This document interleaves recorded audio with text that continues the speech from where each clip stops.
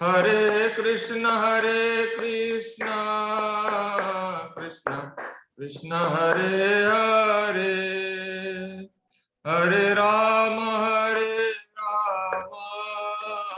Rama Rama Hare Hare, Hare Krishna Krishna Krishna Hare Hare, Hare Rama Rama Rama Hare Hare, Hare Krishna Krishna Krishna Hare Hare, Hare Rama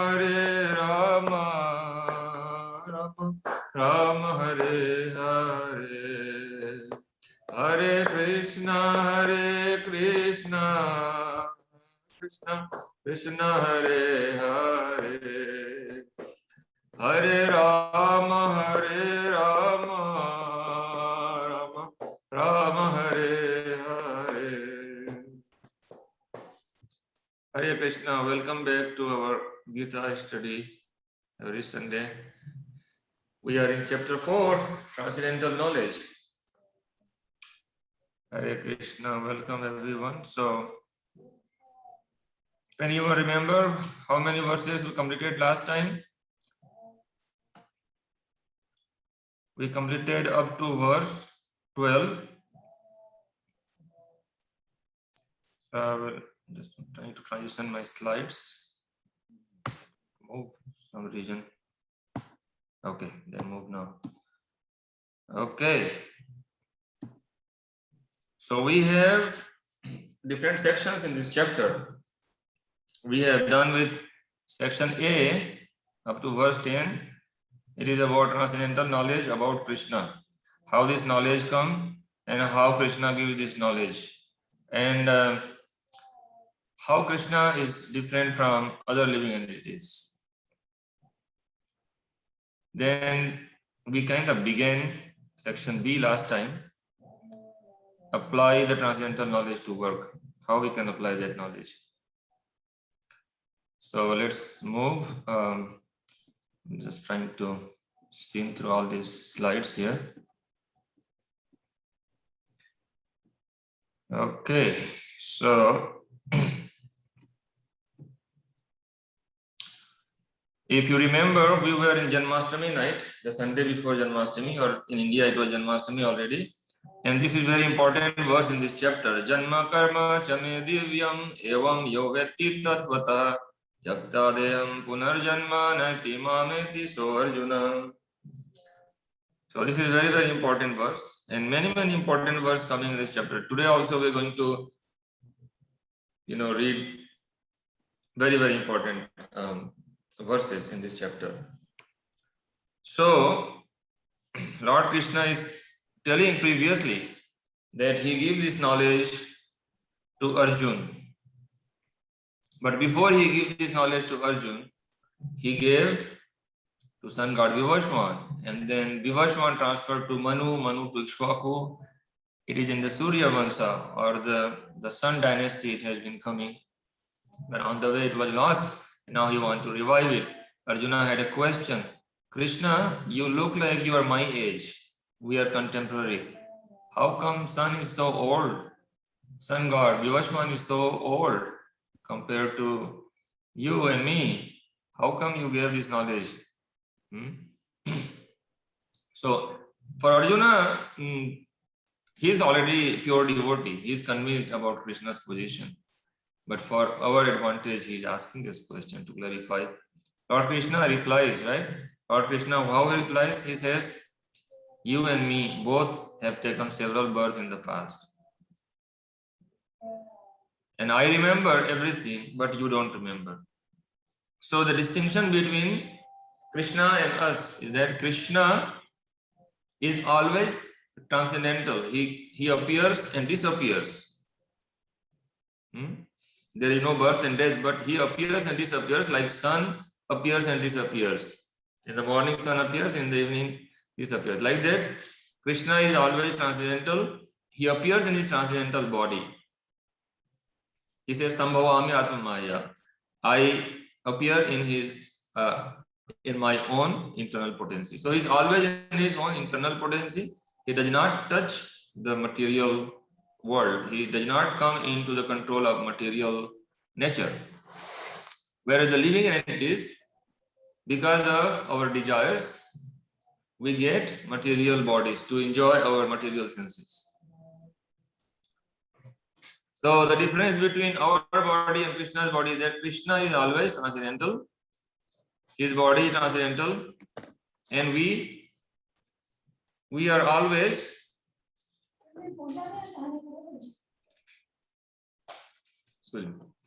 we are always changing the body because of our material desires. But when we understand about Krishna's appearance and Krishna's activity, when we understand that in Tattvataha, in truth, then Krishna says we will also not get another material body.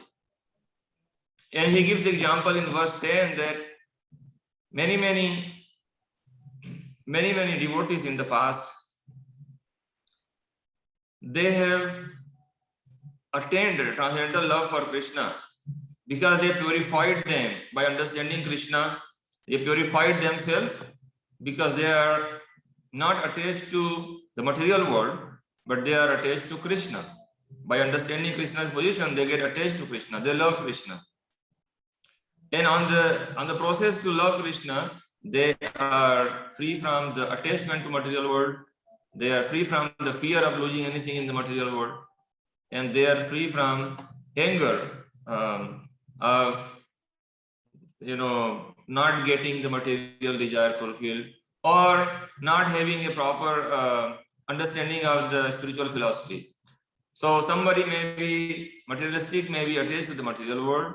If someone is like an impersonalist, they may fear the personality in the spiritual world to exchange relationship with God in the spiritual world. And some people, they are completely confused. This philosophy, that philosophy, and they go everywhere, and then they don't reach to any conclusion. They get anger and frustrated. And Srila Prabhupada says, this kind of people, they may get into drugs and intoxications, and then they don't move ahead completely. They come caught up in the mode of ignorance. So these are the obstacles. As per verse 10, these are the obstacles: the raga, bhaya, and krodha. So they are attached, the karmis, the material enjoyers, they are attached to enjoy. The jnanis, they are just trying to speculate the knowledge, not approaching the knowledge in Bhagavad Gita, not learning from the devotees of Krishna, but trying to guess this is this, this is that. So they are getting fear because they don't have relationship, and then krodha I already explained. So these are the things we discussed last time, and we emphasize this, that who attains the bhava. Srila Prabhupada gives us direction from the nectar of devotion. He quotes this verse: Ado Shraddha Tato Sadhu Sangha Tato Bhajan Kriya Anartha Nivritti Syat Tato Nisha Tato Ruchi Asakti Kramed Bhaved. And so there is a Ruchi, Asakti, Bhava, and Prema for Krishna. So those who are purified, they have moved all the way to the Bhava, which is close to the highest form of love. The highest form of love of Krishna is called Prema.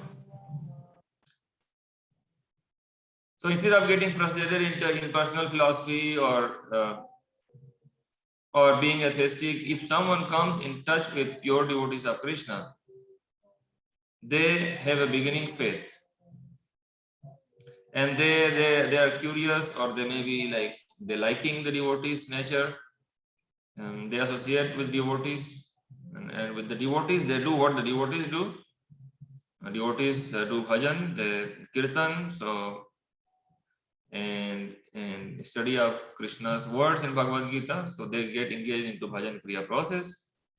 By doing that, by hearing about Krishna, by chanting Krishna's name, by tasting Krishna prasadam, gradually the material desires lowers down, and gradually we tend to engage more and more in Krishna's service. Then Nishtha stage is where one is fixed. One decides that, okay, in my life I am doing so many things, but I can do other things, but everything I will do for Krishna. That is Nishtha. I can go to work, I can cook, I can eat, I can play, but everything I will do to satisfy Krishna. So my life is for Krishna. So that is Nishtha. And then higher than that, there is a natural taste develops. Once we decide my life for Krishna, then we develop that relationship. We get the ruchi taste. Further and further from there, it becomes easy and easy. Once we reach to the Nishtha stage, it becomes easier to progress. We get taste, we get attached, further attachment to Krishna, and then someone in a very high stage, bhava means they don't have any material desire. They're free, completely free from material desire. And then prema is the pure love of God. At that time, a devotee can reject even the concept of liberation without Krishna. They don't want to do anything which will not please Krishna.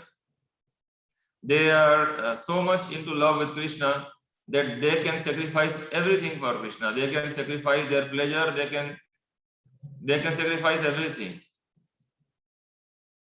So we learn from the Srimad Bhagavatam, our scripture, that Krishna's gopis, they were like that. They could sacrifice their social norms. They could sacrifice everything, their family, their friends.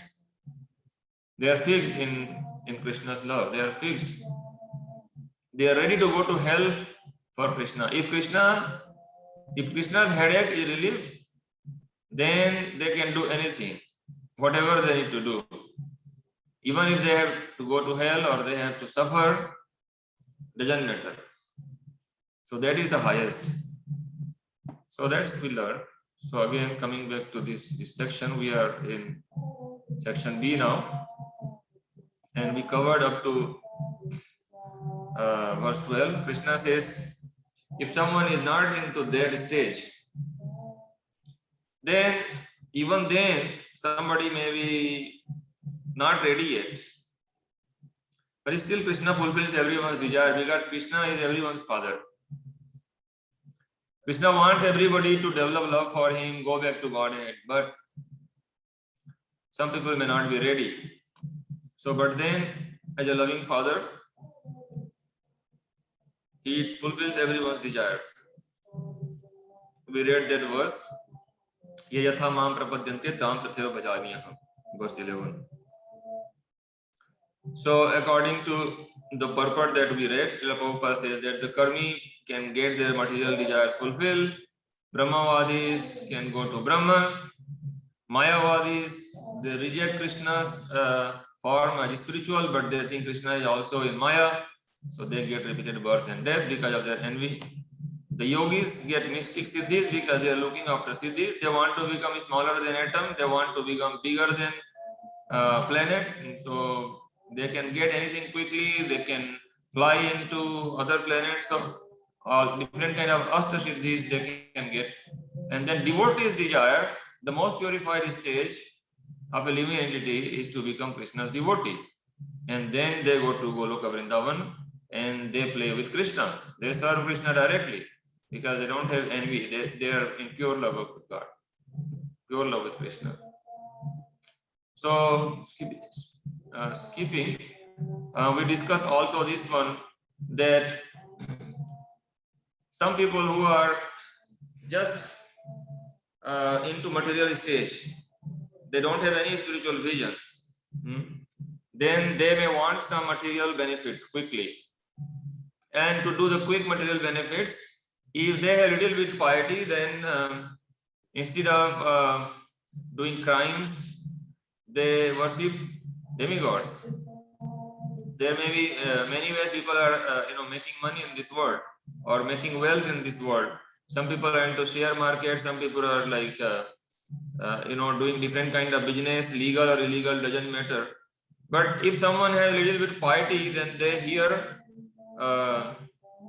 in the society that if they do some puja to devatas, then they can get some benefits. So worship of different devatas for different purpose they can do. And Krishna says that they can get results quickly from worshipping of the devatas, or even for that purpose devata, iya devatas. Srila Prabhupada says iya devata means like somebody is worshipping the big guns in this world, very celebrities, somebody is worshipping celebrities, somebody is like you can say somebody is worshipping different demigods, somebody is worshipping the country. All different kind of worship are there. One can have a different ideas to get their material desires fulfilled, but unless one finally comes to Krishna, one cannot get liberation from this material world, because the devatas are also in the material world. Devatas are also jivas, living entities. Only Krishna and Krishna's expansion as Vishnu's, they can give us, award us liberation from this material world. So here is why the demigods worship Lord Krishna. So one may say that somebody says that, oh, so what is wrong in worshipping devatas? Krishna will say further in chapter 7. Well, you can do a comparison here, but Krishna will say further in chapter 7 that those who are worshipping, they are indirect to the devatas, they are worshipping indirectly to me. Actually, whatever the material benefits given by the devatas is provided by me. So devatas do not have any independent resources, but they get from Krishna and they give it to us. So they are like delegated officers in charge of different departments. So devatas, on the left side of the column, demigods or devatas are many jivas, but Lord Krishna is only one. And the devatas are parts and parcels of Krishna, like jiva, living entities. Krishna is supreme whole. Krishna is supreme. Demigods are always worshipping Supreme, and they are obedient servants because they have to run the different departments. And if they don't run their departments smoothly, then Krishna makes correction. Krishna corrects them. We know about Govardhan Lila, right? So Krishna lifted the Govardhan hill in his left hand pinky, and he protected the citizens of Vrindavan from the flood caused by the heavy torrents of rain from the anger of Indra. So Krishna corrected Indra. Indra's ego was crushed by their Govardhan Lila. So the demigods are created by Supreme. They are empowered by Supreme, and Lord Krishna is the Supreme Creator. Devatas or demigods exist within the material nature, within the material realm, but Krishna is beyond material creation. They are delegated with different powers, but Krishna is the supreme controller. Devatas are subordinate to Krishna, and Devatas have material bodies, so they also have death. They come under 3 different material modes. Krishna never come under modes. And if you want proof, you can read the whole Bhagavad Gita. We will gradually read all of these points. And also expanded version of Bhagavad Gita is called Srimad Bhagavatam. And if you read Srimad Bhagavatam, you will see interaction of many devatas with Krishna, and then how all the devatas are praying to Krishna, that he is completely beyond. Anytime devatas approach to Krishna, first thing they say, my dear Supreme Lord, my dear Supreme Personality of Godhead, my dear Krishna, you are beyond the modes, you are beyond our senses. So that's how they begin their prayers. And their position is temporary, depends on the pleasure of Krishna. Krishna can install them in the post or remove them, hire and fire, everything is in hand of Krishna. So here is an example of Hiranyakashipu. If anyone do not know about this story, we can discuss this, or I can share this. But Hiranyakashipu did that tapasya for thousands and thousands of years, and he wanted to be immortal. And Brahmaji came and he awarded the benefit of not dying during the day, not dying during the night, cannot be killed by any weapon, cannot be killed by any animal or humans. And all of these things, Brahmaji said, okay. Brahmaji did not award no death. Brahmaji says, even I am going to die. So how can I award you deathless? He couldn't award. But he tried his loophole, different way. Okay, I will not die like this, I will not die like that. But what happened to him? Once he got the boon, he got puffed up, and then he thought, I became God now. I can control different devatas. He went to different planets and he got hold of different departments, and he fired different devatas, and he took charge of rain and this and that. At the last, on the call of pure devotee Prahlad, his son, Lord Narasimha appeared, and he finished in one moment. Hiranyakasipu was really very powerful, but then all his power finished. He was killed just by nail of Lord Narasimha, not by any weapon. He was not killed during day or night, but in between, during the dusk. And this form is Nara and Simha, half lion, half man. So not killed, he was killed by Lord Narasimha, not by any animal, not by man, but it's a combination. So this is how Lord can finish. Krishna mare rakhe ke, Krishna mare rakhe ke, Krishna rakhe mare ke. So if Krishna wants to protect you, nobody can kill you. If Krishna wants to kill you, nobody can protect you. That is supreme will. So there was a story of Dhruva also we discussed last time. So now question comes. Does Krishna, the Supreme Ishwar, control everyone's desire? If he is so powerful, he is ultimate controller, then is he controlling our desires? Is he the one who decides that who is going to be a devotee and who is going to be like struggling, or who is going to be atheist? Is he responsible for suffering, our suffering? Is he responsible for enjoyment? Is he responsible for pain and pleasure? So now Krishna will tell in this section, starting from verse 13. Verse 13, very beautiful verse.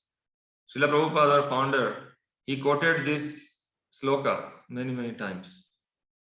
Lord Krishna says, Chatuvarnyam maya srishtam guna karma vibhagasa tasya kartaram apimam vidya kartaram avyayam.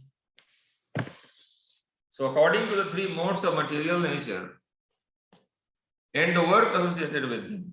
So three modes of material nature is guna, and work associated with those guna, karma. So as we discussed, there are different three types of modes: mode of goodness, mode of passion, mode of ignorance. And then there are different types of work related to those modes. So according to the three modes of material nature and their work associated, the four divisions of human society are created by me, created by Krishna. And although I am the creator of this system, you should know that I am the non-doer, being unchangeable. So Krishna is saying that he creates this system. Chaturvarna. So what are Chaturvarna? Anybody in the call can say, what are four varnas?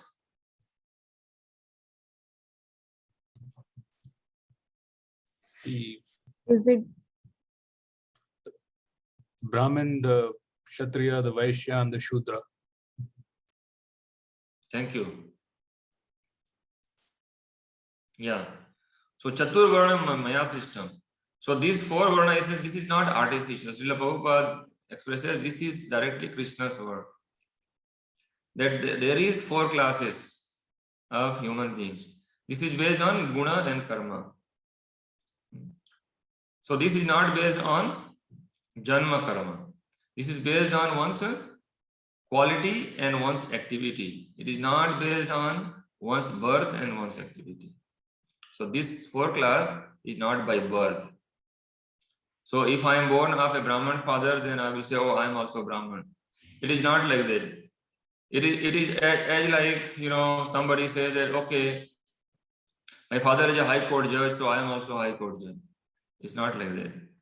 So to become a judge, one has to go to law school, and then one has to pass the exam, and one who has to be admitted into the court to become a judge.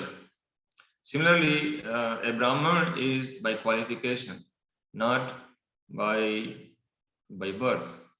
Similarly, Kshatriya. So all of these four classes, one has to be trained. Kshatriya has to be trained. Srila Prabhupada says that nowadays people have this Sudra mentality. That means, so let me say, the Brahmanical Varna, they are more predominantly into mode of goodness.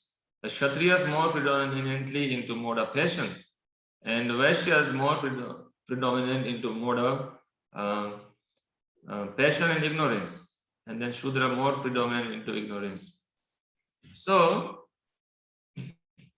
everyone in Kali Yuga, by birth we are Shudra, but then by qualification, by training, depending on our tendencies, depending on our body and our psychic nature, we can be trained into certain skills, and then that's how we identify into one of those varnas. So Kshatriyas are the arms of the society. They protect. The Vaishyas are producing food grains, and then they do trade. They protect the cows, and the Shudras are there to provide manual labor to all other classes, and they are the major workforce.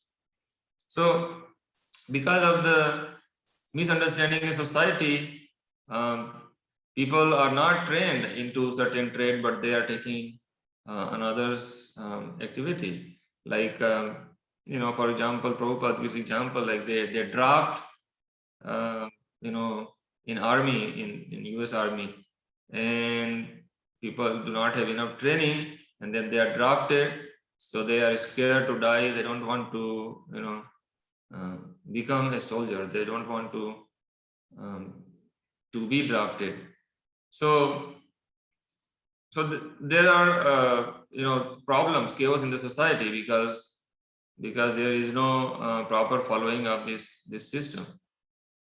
So Krishna creates this system, but he is the non-doer. That means he has created different, you can say, like, he has created 4 houses, but he does not decide like who will go to which house. Like, based on our karma, we go to different houses.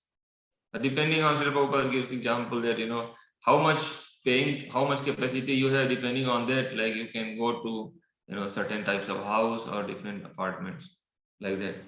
So one can end up in jail. So jail is also created by the state, but the government is not responsible that you go to jail or I go to jail. Depending on someone who is following the law of the land or not following the law of the land, the jail is there. So similarly, material world is there. All the different classes are there. Krishna creates to fulfill our desires, but actually he is not forcing us to come to the material world. He's not forcing us to get a certain occupation. He has created the system, but we fit according to our desire. We choose. There's the point there. So I think we should go back to the. It's not transitioning here, so I will stop share. Okay, and let's read the verses directly. Srila Prabhupada's purport are very powerful, so we can read from the Gita directly. Okay, so verse 13. Chaturvarnyam maya srishtam guna karma vivagasah tasya kartaram api mam vidhi kartaram abhyayam. Okay, who is the first volunteer to read translation and purport? Okay, Deepa Mata, you were first in the call, so go ahead. A translation. According to three modes of material nature and the work associated with them, the four divisions of human society are created by me, and although I am the creator of the system, you should know that I am yet the non doer, being unchangeable. Purport. The Lord is the creator of everything. Everything is born of Him, everything is sustained by Him, and everything after annihilation rests in Him. He is therefore the creator of the four divisions of the social order, beginning with the intelligent class of men, technically called Brahmanas due to their being situated in the mode of goodness. Next is the administrative class, technically called Kshatriyas due to their being situated in the mode of passion.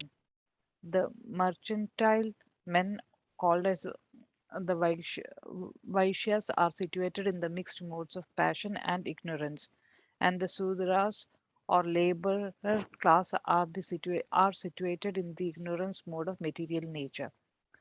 In spite of his creation, the four divisions of human society, Lord Krishna does not belong to any of these divisions because he is not one of the conditioned souls, a section of whom form human society. Human society is similar to any other animal society, but to elevate men from the animal status, the above mentioned divisions are created by the Lord for the systematic development of Krishna consciousness. The tendency of a particular man toward work is determined by the mode of material nature which he has acquired. Such system of life according to the different modes of material nature are described in the 18th chapter of this book. A person in Krishna consciousness, however, is above even the Brahmanas, although Brahmanas by quality are supposed to know about Brahman, the supreme absolute truth. Most of them approach only the impersonal Brahman manifestation of Lord Krishna.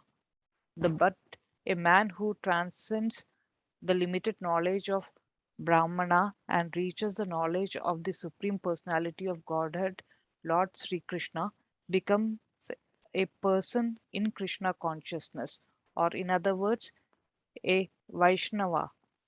Krishna consciousness includes knowledge of all different planetary expansions of Krishna, namely Rama, Narsimha, um, uh, Gauranga. Varaha, etc.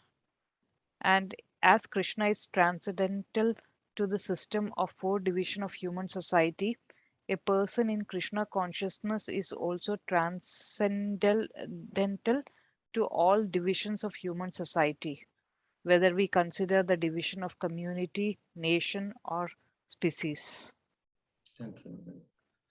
So Krishna, although he creates this system, he does not belong to one of these. He is transcendental, means beyond this. So one time, Srila Prabhupada, our founder Acharya, he was asked. Prabhupada was saying like there are first class men, second class men, third class, and fourth class men.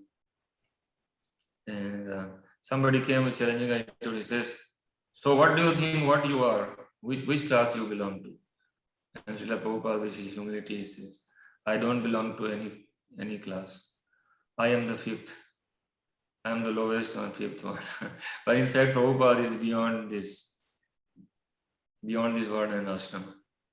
So the pure devotee of Krishna, like Krishna, is beyond the material modes. Pure devotees, by purification, they also get beyond the material modes. So Krishna consciousness, when we are practicing Krishna consciousness, that means we go beyond the modes. And so what happens if you go beyond the modes? Here is next verse. Verse 14. Na mam karmani limpanti, na me karma phale spriha, iti mam yogi janati, karma virna sabhadyate. Okay, who is next? Laulinda Mata, you came after a Yeah, long time. yeah, Hare Krishna Prabhu. Okay, Hare Krishna. There's no work that affects me Nor do I aspire for fruits of action. One who understands this truth about me also does not become entangled in the fruitive reactions of work.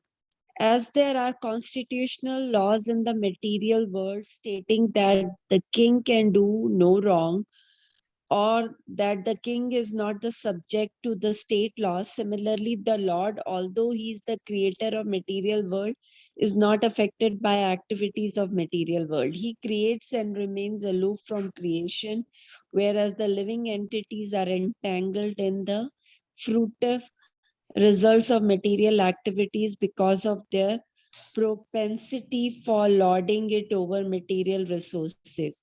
The proprietor of an establishment is not responsible for right and wrong activities of the worker, but the workers are themselves responsible. The living entities are engaged in their respective activities of sense gratification, and these activities are not ordained by the Lord. For advancement of sense gratification, the living entities are engaged in the work of this world, and they aspire to heavenly happiness after death. The Lord, being full in himself, has no attraction for so-called heavenly happiness. The heavenly demigods are only his engaged servants. The proprietor never desires the low-grade happiness such as workers may desire. He is aloof from material action and reaction. For example, the rains are not responsible for different type of vegetation that appear on the earth, although without such rain, there is no possibility of vegetative growth. Vedic Simriti confirms this fact as follows. Okay, Mataji, maybe somebody else can read. Thank you. Okay. Nimitta matram evaso srijanam sarga karmani pradhana karani bhuta yato ve srijya saktyaha. Okay, who is next? Prabhu, I can finish this. Okay, go ahead. In the material creation, the Lord is only the supreme cause. The immediate cause is material nature by which the cosmic manifestation is made visible. The created beings are of many varieties, such as demigod, human beings, lower animal, and all of them are subject to reactions of their past, good or bad activities. The Lord only gives them proper facilities for such activities and the regulations of the mode of nature, but he's never responsible for their past and present activities. In Vedanta Sutra 2.1.34, it is confirmed, Vaisyamya Nargrahanya na Sabkeswar. The Lord is never partial to any living entity. The living entity is responsible for his own act. The Lord only gives him the facility through the agency of material nature, the external energy. Anyone who is fully conversant with all the intricacies of this law of karma, of fruitative activities, does not become affected by a result of his activities.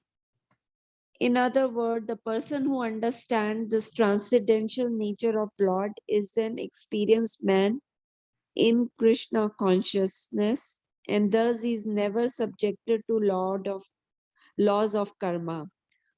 On one who does not know the transcendental nature of Lord and who thinks that the activities of Lord are aimed at fruitative results, as are the activities of ordinary living entities, certainly become entangled himself in fruitive reactions. But one who knows the supreme truth is liberated soul mixed in Krishna consciousness. Fixed in Krishna consciousness. Thank you. Yes, so Lord Krishna is saying that he is not doing anything because he wants some fruit.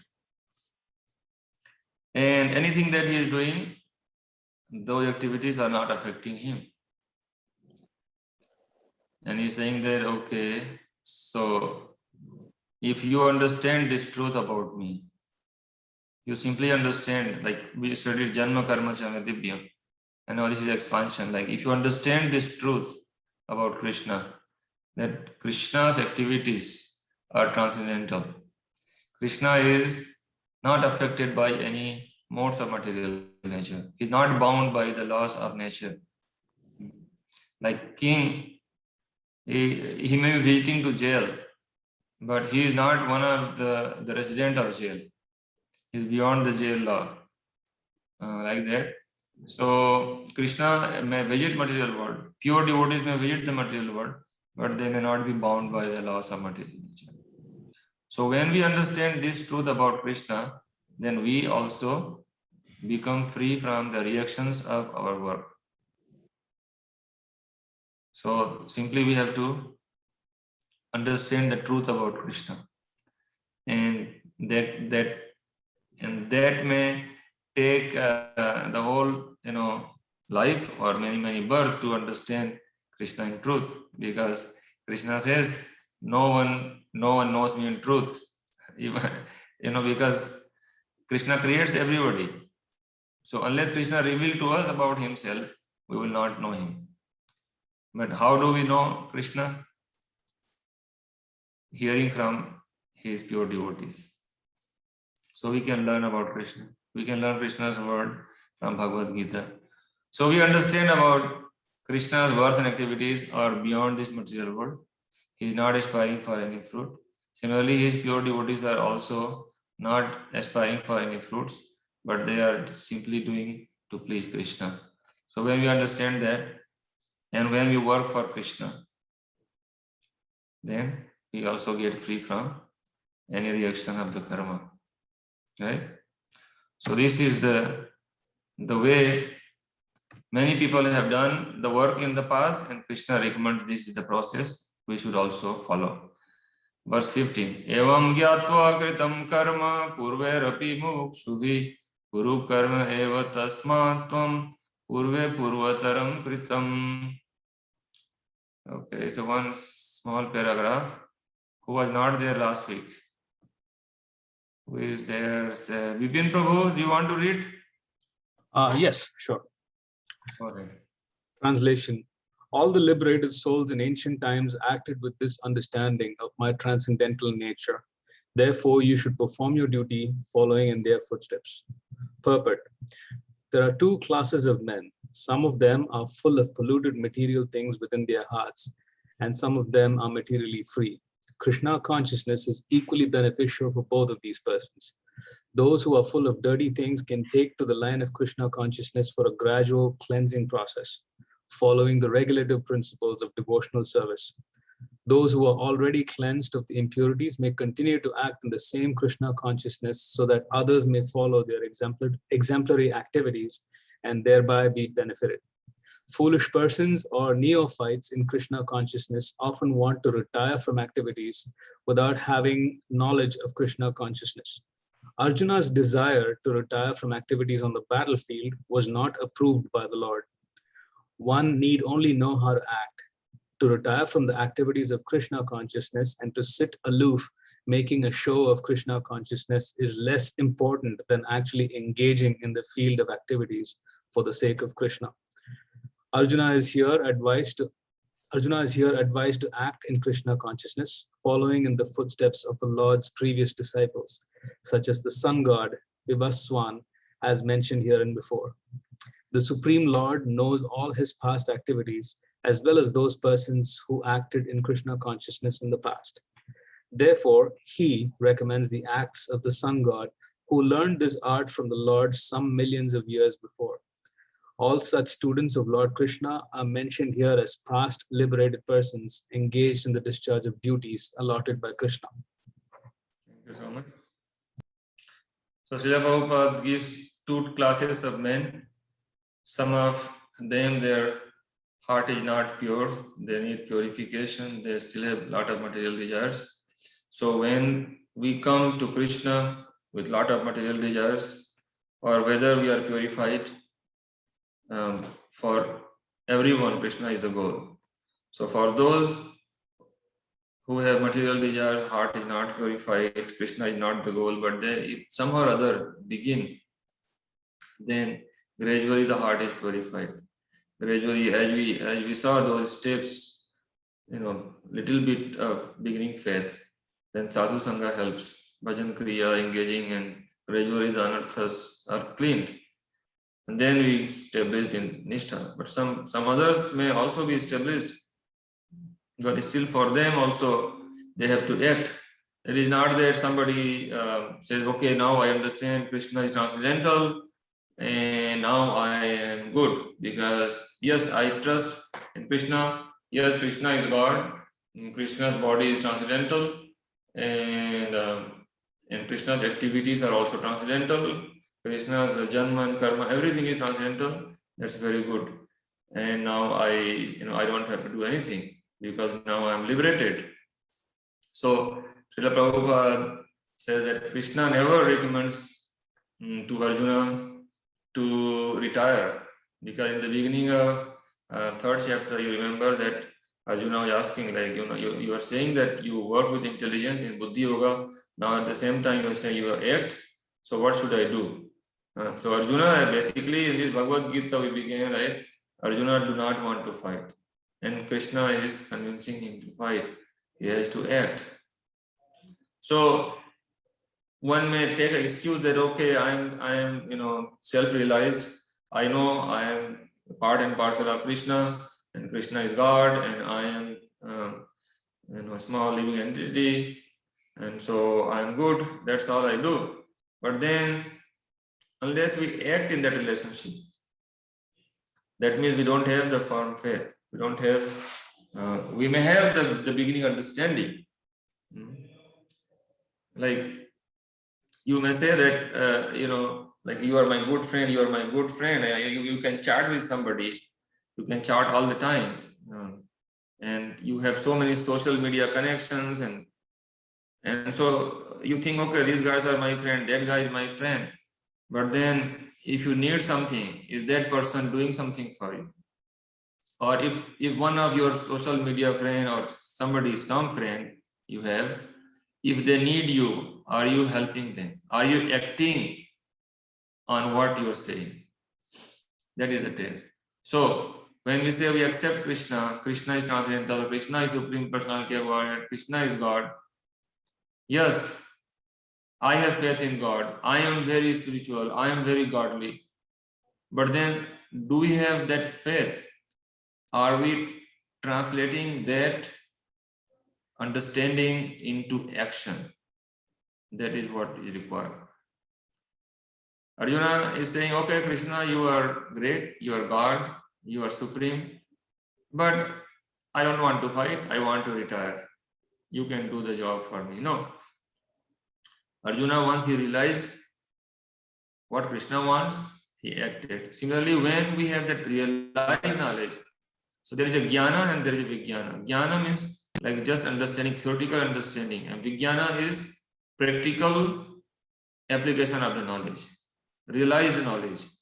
So we know how to apply it. We know, okay, knowing Krishna is transcendental, but then acting in that relationship, that action is required. So unless and until, like Krishna says, man mana bhava man bhakto, you become my devotee and you become man mana. In your mind, you always think of me. Mad bhakto, become my devotee. Madhyaji, you offer obeisances to me.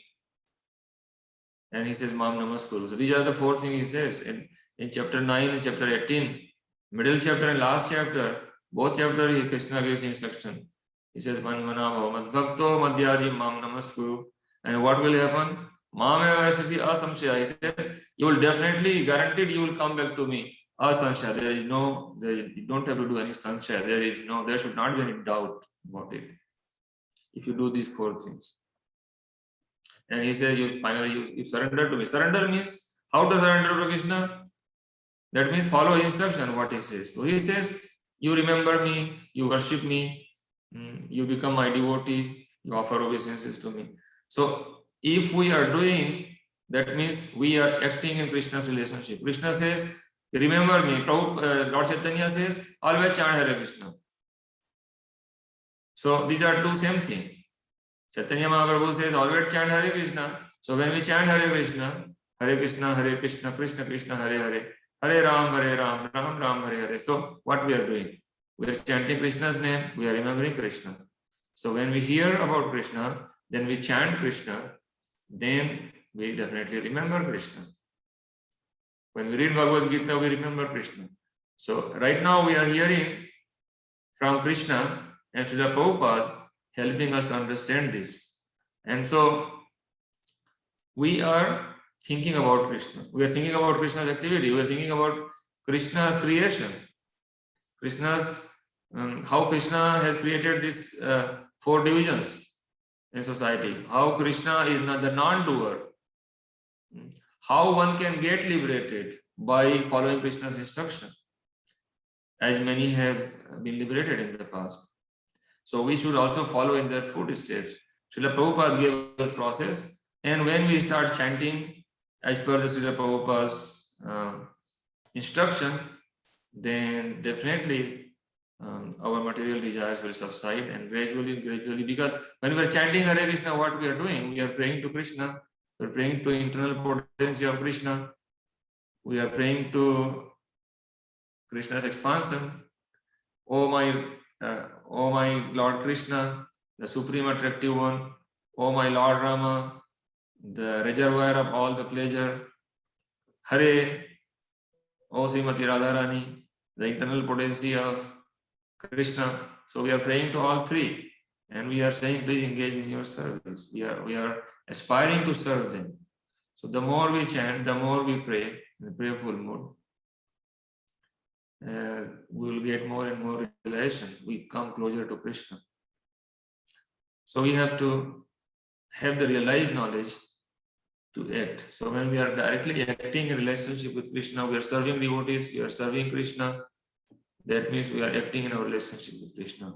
We don't have just the theoretical agreement, yes sir, and then when the action comes, oh sorry, I forgot, I will do it tomorrow, like that. So those who are fully convinced, they act. They are not theoretical reader of Gita. Okay. So thank you for your presence, and let us see any discussion today. It's a very interesting topic today, very practical also. So I'll stop share. Let's see who are in the call. Okay, any discussion?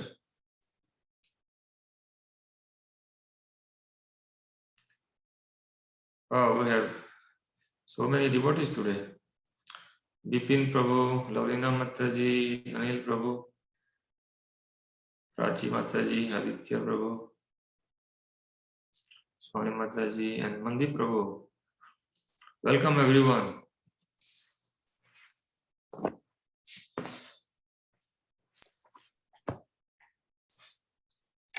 So I had a question. Yes, Prabhu. Can you introduce yourself, Prabhu? Where are you from? How did you hear about this? Oh, so my name is Bipin Sridharan. I live in St. Louis, in St. Peter's actually. Okay. Yeah, I just wanted to. I started Googling about Gita classes just to understand the text a little bit better. Okay. That's when I came across this group. Great. Welcome. Thank you, Prabhu. Yes, go ahead. So when Lord Krishna talks about the 4 different groups of people, you said that he says that the Shudras are the most ignorant.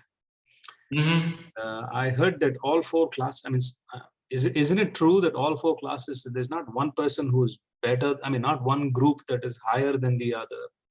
They're all basically when we are all born, we're all Shudras. Then as you explained, by our activities, we find ourselves in different groups. So what exactly is the meaning of the Shudras being the most ignorant? Can you explain that? As you said, born Shudra. So like if you don't go to school, yeah, though you don't get school, you don't get trained. Yeah. And then you don't know how to cook, how to eat, you don't know how to respect others, that means you're ignorant. That means that is Shudra. So we should all try to aspire to be Brahmanas. Is that what is the underlying meaning? So that we are closer to Krishna consciousness? Yes, ultimately the four divisions are made. It is not artificial, but one may begin with certain stage. One, everybody may not be Brahman, but the Varnasama system is made in such a way that whatever stage you are in, from there you can get to transcendental mode. Because you saw that at the end, Prabhupada made a remark that a Vaishnava, a pure devotee of Krishna, is not belonging to any of those classes. So of course, the Brahmanas are more in mode of goodness. Mode of goodness helps to calm down your mind, sit down with cool mind, and do a higher inquiry. But if you are in mode of passion, you may not have that much time and patience to do the study like a Brahmana is doing. But Krishna is not telling Arjuna to become a Brahman. Krishna is telling you remain Kshatriya. You fight in the battlefield, right? So Krishna is ultimately wanting us to go beyond these modes. He's not saying that, okay, you just go to goodness. Goodness helps. It is like something like, you want to catch a flight. So first you go to airport, right? So it becomes easy to fly from an airport, but you can fly from anywhere.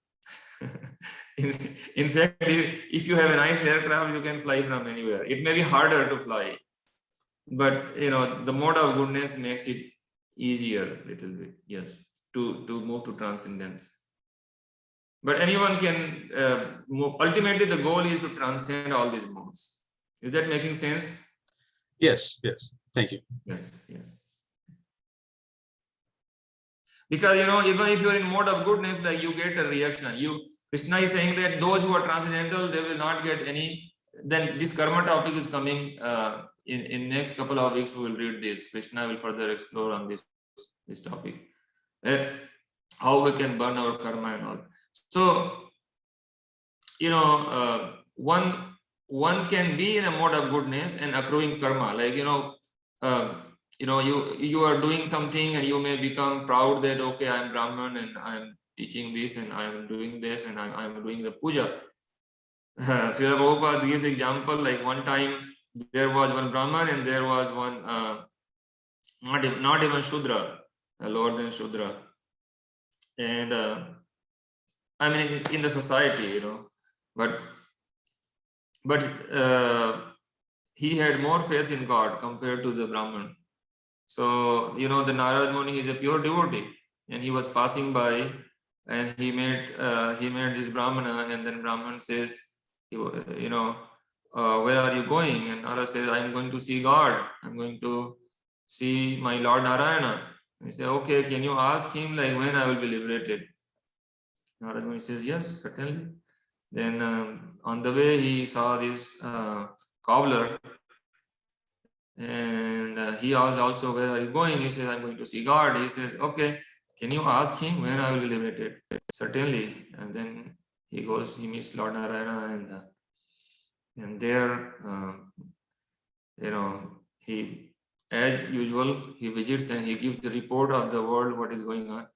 And he tells, like, here are these two people. They asked me on the way to Vaikuntha that, when they are coming here, when they are coming back to Vaikuntha, when they will be liberated.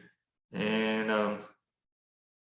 Lord Narayana says, this guy, this Brahmana, he has many lifetimes to come here. And this cobbler, he is, after leaving his body, immediately he will come to spiritual world. And Narada Muni is really surprised. This is Brahmana and this is the ordinary lower than Sudra. Then why? How come? Like, I said, okay, you just do this. When you go back, you ask them, They will ask you, so what did God say? And you simply tell them that when I saw God, he was holding a needle and he was passing one elephant through the needle's eye hole. You just passing the elephant from left to right, right to left. God was doing like this. You just tell them. So, so Narad Muni went and he first saw the Brahman, and then Brahmanji asked, "Oh, you came from Vaikuntha?" Yes. So what did the Lord say? Lord says that Lord was busy, but he was doing what he was doing. He says, okay, he was passing one elephant through the hole of the needle, left to right, right to left. And Brahman laughed at him. What a funny joke you're telling, Naradji. Is this possible that, passing an elephant through the, through the hole of a needle? And he simply laughed. And then Narad Muni went to the cobbler, and then he also asked the same thing. And he says, yes, the Lord was busy and he was simply passing the elephant from left to right, right to left through the eye hole in a needle. And the cobbler says, oh, my Lord is so wonderful, so wonderful. He can do anything he can do. Wow, what a wonderful thing he was doing. I'm so happy that Lord is busy like that. So Narad Muni says, hey, you fool, do you really believe from this? That really elephant can pass through this hole of this needle? Huh? So he says, yes, my Narad Muni, I certainly trust. He can do anything he likes. Like, so how do you trust? Can you tell me what is convincing to you? He says, yes, I am sitting under this banyan tree, and this banyan tree was packaged in a very small seed, smaller than mustard seed. From such a small, he can pack this huge tree in such a small seed, then why not he can pass the elephant? So Narad Muni convinced, yes, this person has more strong faith in God's activity than the Brahman. So he's transcendental. Sorry, it's a long story, but yes, it's a good story. okay, anybody else?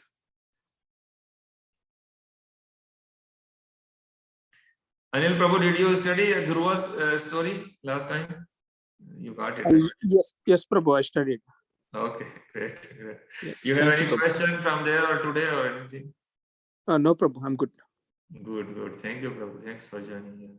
Thanks for joining all the classes. Yeah, thank you, Prabhu. Yeah. Yes, nice to see you, Mandir Prabhu. Are you active? Yes, sir. Hare Hare Krishna. Krishna. Hare Krishna. Yes. Anything new you learned today? Yeah, of course, sir. Okay. For example, Every time we can learn, every second we can learn. Good yeah. thing. What is takeaway today? Today I joined very late, sir. I Oh. not listened the complete story. Oh, okay. Yeah, When did you join?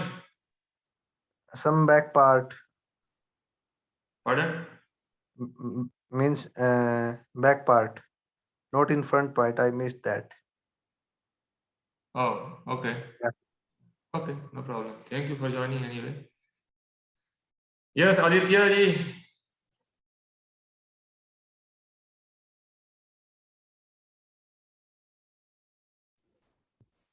Hare Krishna, sir. Hare Krishna, Hare Krishna. Sir, today my network is not stable. I don't know why, but Okay. I think they are working on it. Could you read along with us? You are with us when we are reading? Yes, sir. Sometimes that video get paused at some places, but still, like I try to read. Okay. Did you find anything new today? What you learned before? No, sir. I think I have to reread it again. Okay. Okay. These are very interesting verses. All of them are very, very interesting. So please listen. If you missed, you can listen the recording. Yes, sir.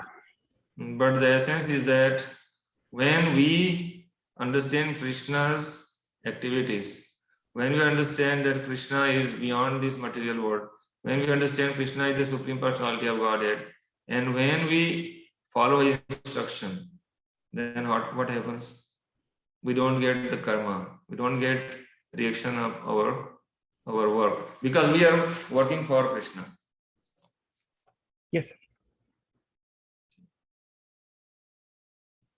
Okay, any Matajis?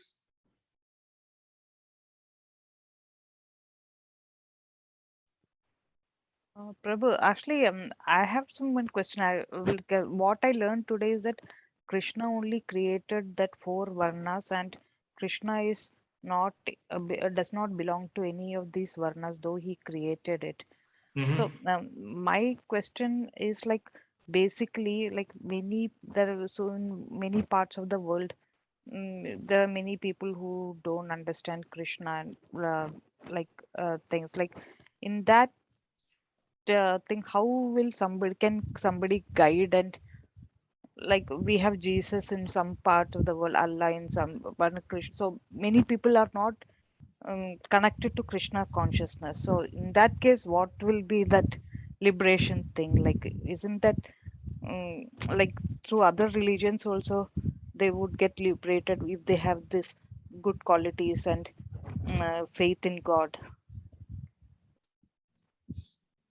Certainly, there is some piety for doing good work, but liberation-wise, as we learned that if you are taking shelter of anything else, even if you are taking the shelter of impersonal nature of God, then you will merge into impersonal nature. Unless you connect with Krishna in person, you're not going to go back to Godhead, because unless and until we are trained to serve Krishna, we are not hired to in the spiritual world to be around him. So let's say, suppose you want to hire a maid servant, right? So you have to see, let's say, suppose you are hiring somebody in your house to work around your children, or let's say if you're hiring a babysitter, you have to do a security check, right? You have to do the nature of the person. You have to deeply study that whether this person is coming in my house to steal something or become envious of me and and create some problem with my children, or is this person having a good intention to be here and serve, right? So actually all of us, we came out of the spiritual world because of our rebellious nature from Krishna. This is true, that the only reason the Jivas are here in the material world is because they wanted to enjoy separately from Krishna. Why only Krishna is enjoying? Why not me? So unless we connect back to Krishna, then we are not able to participate in his activities. So there are impersonalist concepts. So if you have impersonal conception of God, then you can get rid of this material world, but you are hanging out in between the spiritual planet and then material world. So you are in the Brahma Jyoti, or you are in the impersonal glow of Krishna, but you don't have the activity. You don't have the material distress, but you don't have spiritual activity. So you are getting bored into the region of nirvana, so-called nirvana. So there, because of actually Anandamaya Abhasha, that's the Vedic aphorism, that we are all looking for happiness. We are all looking for the happiness, and that happiness ultimately comes through relationship. If you're sitting alone, how long you will be there? You will be bored. So relationship gives happiness, and what relationship will give happiness? Temporary relationship will give frustration only. Like, I have my father, mother, for a few years I had their guidance, but now they are gone from my life. I don't know where they are now. I mean, so I don't interact with them in person. They are passed away. So like husband, wife, children, all of these relatives, our job, everything is temporary. Ultimately, what is our permanent relationship with Krishna? So that relationship with Raga, Bhaya, Krodha. So we have to come beyond the Raga. We should not be attached with the bodily concept. We should not be afraid of the relationship with God. And we should not be frustrated with so many philosophies. So then we are purified, then we go back to Godhead. So you can ask any religion they are following, are you having a direct contact with the Supreme Lord? If yes, then they're all right. If they're developing love with God. But Srila Prabhupada says, okay, like some religions say, okay, love God. But they don't know who is God. Like if I say that, if I tell you that, love someone, for example, let's say love your sister. But if you don't have any sister, or if you don't know where is your sister, then how you will love? Suppose you are not yet married, and if I say, okay, love your husband, you don't even have a husband, whom am I going to love? Like that. So like, they say, okay, love God, but they don't know how God looks like. They don't know how God acts like. So how they will go to God? I mean, there is certainly, stage of elevation from vikarma to karma. So we have studied in chapter 3, they are different, and now we will study in chapter 4. This vikarma, karma, and akarma is coming. Next couple of weeks we will read. So what is vikarma? What is karma? And what is akarma? So in that concept we can learn. So I'm not saying this religion or that religion, but you can yourself evaluate. So are you, connecting with Krishna directly or indirectly? So indirectly, where it will take you? Okay. Thank you, Madam. Okay, it seems people are getting restless. So thank you so much. Thank you so much for joining every week. And more interesting topics are coming: karma, vikarma, akarma, and how to know what is good karma, what is bad karma, and what is transcendental karma, and all. So stay with us. Please come back next week. Thank you. Hare Krishna. Hare Krishna. Thank you. Hare Krishna. Hare Krishna. Hare Krishna. Hare Krishna. Hare Hare Krishna.